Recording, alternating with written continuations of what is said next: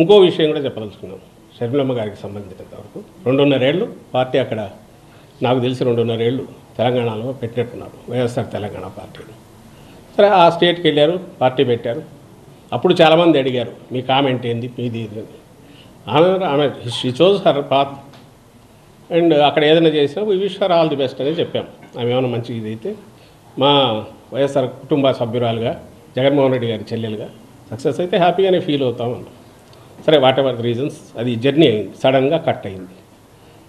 ఈరోజు ఏ మీడియా అయితే ఆమెను ఎత్తుకొని భుజాన్ని ఎత్తుకొని మోస్తుందో, నేను ఈనాడు కానీ ఈటీవీ కానీ ఏబిఎన్ కానీ ఇంకో TV5 కానీ ఆంధ్రజ్యోతి ఈనాడు పత్రికలు ఇవన్నీ కూడా వాళ్ళు ఏ రోజు ఈమెను భుజానికి ఎత్తుకుంటున్నారు, ఏ రోజైతే జగన్మోహన్ రెడ్డి గారి మీద అస్త్రాలు ఎక్కువ పడితే ఆ రోజు మాత్రమే దాన్ని తీసుకుంటున్నారు.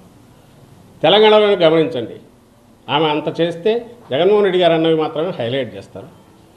ఆఖరున కాంగ్రెస్ ఆమెను వారికోస్ వెయిన్స్ వ్యాధికి కేవలం 30 నిమిషాల్లో చికిత్స. కాల్ చేయండి 9989527715.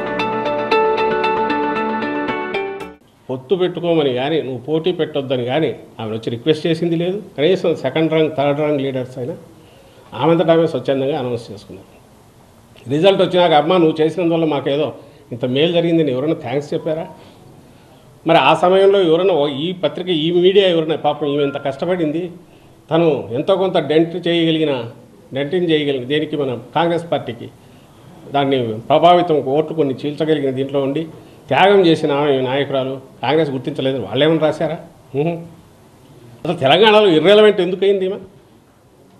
ఆ రోజు అక్కడ మొదలుపెట్టిన తిట్లు అందరికీ పడినట్టున్నాయి. ఆఖరికి ఇంక్లూడింగ్ ఆ కాంగ్రెస్ కూడా తిట్టారు. లాస్ట్లో అదే కాంగ్రెస్ దీనికి ఇది అయ్యారు. ఆ తర్వాత అక్కడ పార్టీ ఇది మూసేశారు.